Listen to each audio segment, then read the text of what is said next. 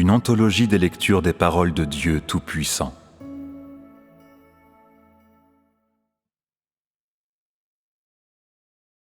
Les transgressions conduiront l'homme en enfer.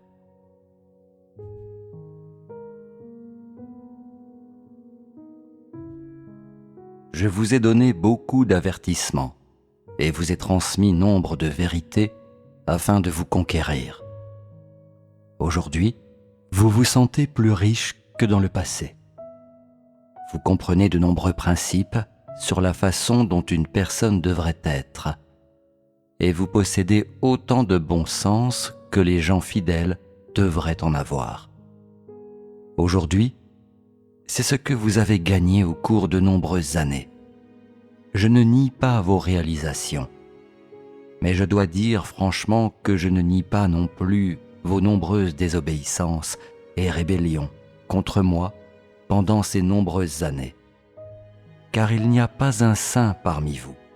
Sans exception, vous êtes des gens corrompus par Satan et les ennemis de Christ. Vos transgressions et vos désobéissances, jusqu'à maintenant, sont innombrables. Il n'est donc pas du tout étrange que je me répète toujours devant vous. Je ne veux pas vivre de cette façon avec vous, mais pour le bien de votre avenir, pour le bien de votre destination. Je vais maintenant revoir encore une fois ce que j'ai déjà dit. J'espère que vous me le permettrez. J'espère encore plus que vous croirez chaque mot que je dis, et plus encore, que vous pourrez déduire les implications profondes de mes paroles. N'ayez pas de doute sur ce que je dis, et ne prenez pas mes paroles comme vous le voulez, pour les rejeter à volonté. Ce serait pire, et c'est intolérable, selon moi. Ne jugez pas mes paroles. Prenez-les encore moins à la légère. Ou ne dites pas que je vous tente toujours. Ou, ce qui serait pire, ne dites pas que ce que je vous ai dit manque de précision. Je trouve ces choses intolérables. Parce que vous me traitez, moi, et tout ce que je dis, avec tellement de méfiance, ne prenant jamais en compte mes paroles et m'ignorant. Je dis à chacun de vous avec tout le sérieux, ne liez pas ce que je dis à la philosophie. Ne l'associez pas aux mensonges des charlatans. Et, plus encore, ne répondez pas à mes paroles avec mépris. Il est possible que personne dans l'avenir ne puisse vous dire ce que je vous dis. Vous parlez si charitablement.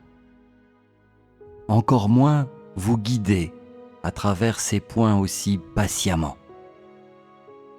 Les jours à venir seront consacrés à rappeler les bons moments ou à sangloter fortement, ou à gémir de douleur, ou à passer des nuits sombres sans qu'un brin de vérité ou de vie ne vous soit donné. Ou, tout simplement, vous attendrez désespérément. Vous aurez des regrets si amers que vous perdrez la raison. Ces options sont pratiquement incontournables pour chacun de vous, car aucun d'entre vous n'adore vraiment Dieu, car vous vous laissez aller au libertinage et au mal, car vous mélangez à vos croyances, à vos esprits, vos âmes et vos corps, tellement de choses qui n'ont rien à voir avec la vie et la vérité, mais qui en fait leur sont en résistance. Alors, ce que j'espère pour vous, c'est que vous puissiez être conduits vers la route de la lumière. Mon seul espoir est que vous puissiez vous-même vous prendre en charge, que vous puissiez prendre soin de vous-même, et que vous ne mettiez pas tant l'accent sur votre destination, tout en considérant votre comportement et vos transgressions avec indifférence. Des gens qui croient en Dieu depuis longtemps maintenant ont espéré recevoir une belle destination. Tous les gens qui croient en Dieu espèrent qu'en un clin d'œil, ils se retrouveront paisiblement assis à une place ou une autre du ciel. Mais je dis que ces gens, avec leurs belles pensées, n'ont jamais su s'ils étaient qualifiés pour recevoir cette bonne chance qui tombe du ciel, ou s'asseoir sur un siège dans le ciel. À l'heure actuelle, vous avez une bonne connaissance de vous-même, mais vous espérez toujours échapper aux catastrophes des derniers jours et à la main du Tout-Puissant qui punit les méchants. Il semble qu'avoir de beaux rêves et vouloir les choses que l'on aime soient des traits communs de tous les gens que Satan a corrompus, et non le trait de génie d'un seul individu. Néanmoins, je veux quand même mettre fin à vos désirs extravagants et à votre avidité de gagner des bénédictions. Puisque vos transgressions sont nombreuses et que les faits de votre désobéissance sont aussi nombreux et augmentent même, comment les réconciliez-vous avec vos beaux plans d'avenir? Si tu veux continuer sur la voie du mal comme bon te semble, sans te retenir aucunement, si tu veux toujours que des rêves se réalisent, alors je t'exhorte à continuer dans ta stupeur et à ne jamais te réveiller. Car ton rêve est vain et, en la présence du Dieu juste, il ne fera pas d'exception pour toi. Si tu tiens à ce que les rêves se réalisent, alors ne rêve jamais, mais fais toujours face à la vérité, fais face aux faits. C'est le seul moyen qui puisse te sauver. Quelles sont les étapes de cette méthode en termes concrets? Premièrement, procède à un examen de toutes les transgressions et examine tous tes comportements et toutes tes pensées qui ne sont pas conformes à la vérité. C'est une chose que vous pouvez facilement accomplir, et je crois que des gens sensés sont capables de le faire. Cependant, les personnes qui ne savent jamais ce qu'on entend par la transgression et la vérité sont l'exception, parce que fondamentalement, elles ne sont pas des personnes sensées. Je parle à des gens qui ont été approuvés par Dieu, qui sont honnêtes, qui n'ont pas sérieusement offensé les décrets administratifs et qui peuvent facilement identifier leurs propres transgressions. Même si cette chose que j'exige de vous est facile pour vous, ce n'est pas la seule chose que j'exige de vous. Peu importe, j'espère que vous ne rirez pas de cette exigence en privé, ou plus encore, que vous ne la regarderez pas de haut, ou ne la prendrez pas à la légère. Traitez-la sérieusement et ne la négligez pas. Deuxièmement, pour chacune de tes transgressions et de tes désobéissances, cherche une vérité correspondante et utilise cette vérité pour la résoudre. Ensuite, remplace tes actes de transgression, tes pensées et tes actions de désobéissance par la pratique de la vérité. Troisièmement, sois une personne honnête et non quelqu'un qui est toujours astucieux, toujours rusé. Si tu peux accomplir ces 3 points, alors tu es chanceux. Tu es une personne dont les rêves se réalisent et qui a de la chance. Peut-être prendrez-vous ces 3 points désagréables au sérieux, ou peut-être les traiterez-vous de manière irresponsable. Quoi qu'il en soit, mon but est de réaliser vos rêves, de mettre vos idéaux en pratique et non pas de me moquer de vous ou de vous ridiculiser. Mes demandes peuvent être simples, mais ce que je vous dis n'est pas aussi simple qu'1 et 1 font 2. Si tout ce que vous faites est de parler au hasard à ce sujet, de radoter sur des déclarations vides et prétentieuses, vos plans et vos souhaits ne seront toujours qu'une page blanche. Je n'aurai aucun sens de pitié pour ceux d'entre vous qui souffrent depuis de nombreuses années et travaillent dur sans résultat. Au contraire, je traite avec ceux qui n'ont pas répondu à mes exigences par la punition, non par les récompenses, encore moins par la sympathie.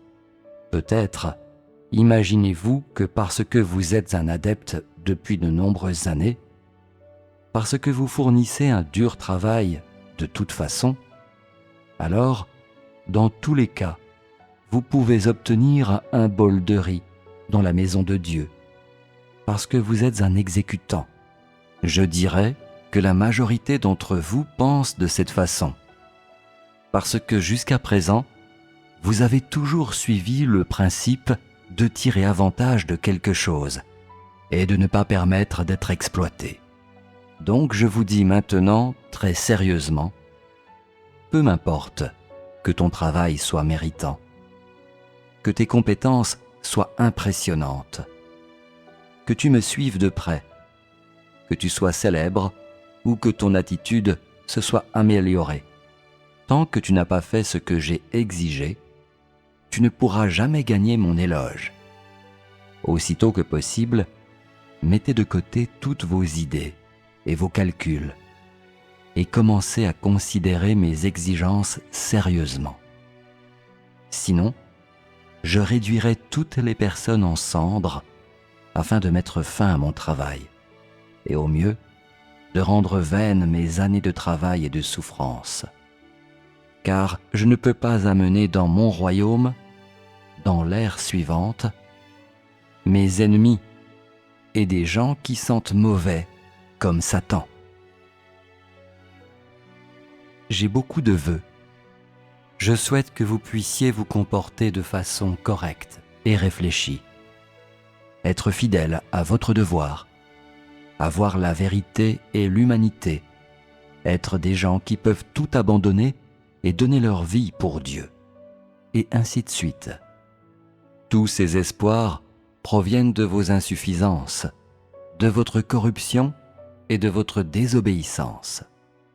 Si chacune des conversations que j'ai eues avec vous n'a pas été suffisante pour attirer votre attention, alors, probablement, tout ce que je peux faire, c'est de me taire. Cependant, vous en comprenez les résultats. Je ne me repose jamais, donc si je ne parle pas, je vais faire quelque chose pour attirer l'attention des gens. Je pourrais faire pourrir la langue de quelqu'un, faire mourir quelqu'un par démembrement, ou donner à quelqu'un des anomalies nerveuses et faire en sorte qu'il apparaisse comme étant ignoble à maints égards. Ou encore, je pourrais faire endurer à certaines personnes les tourments que je fomente pour elles. De cette façon, je me sentirai content, très heureux et grandement satisfait. Il a toujours été dit, on rend le bien par le bien et le mal par le mal. Alors, pourquoi pas dans le présent? Si tu veux t'opposer à moi et que tu veux passer un certain jugement sur moi, alors je vais faire pourrir ta bouche, ce qui me ravira sans fin.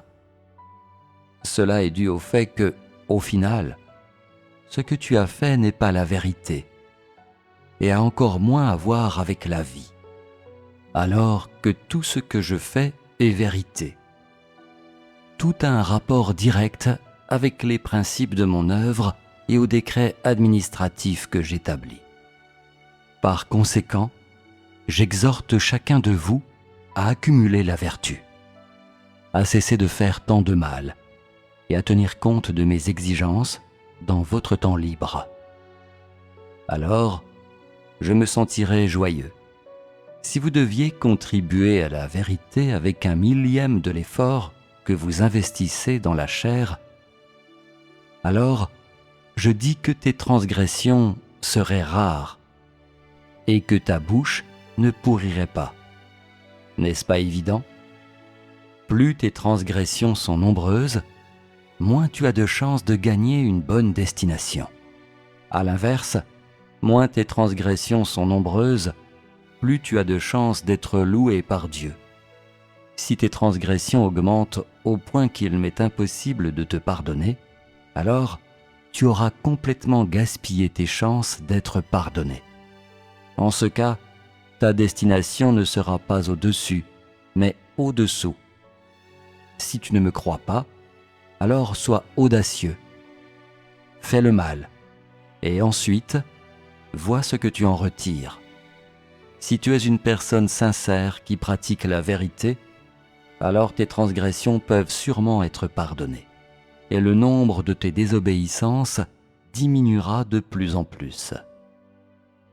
Si tu es une personne qui ne veut pas pratiquer la vérité, alors tes transgressions devant Dieu augmenteront sûrement. Le nombre de tes désobéissances grandira de plus en plus jusqu'à ce que tu atteignes la limite qui sera le moment de ta destruction totale.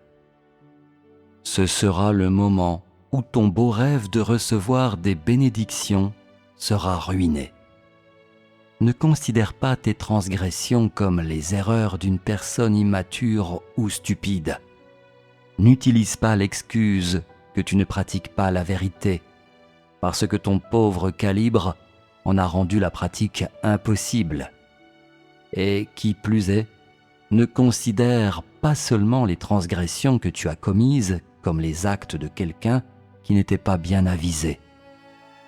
Si tu te pardonnes facilement et te traites avec générosité, alors je dis que tu es un lâche qui ne gagnera jamais la vérité, et tes transgressions ne cesseront pas de te hanter, mais t'empêcheront de rencontrer les exigences de la vérité, et feront de toi un fidèle compagnon de Satan pour toujours.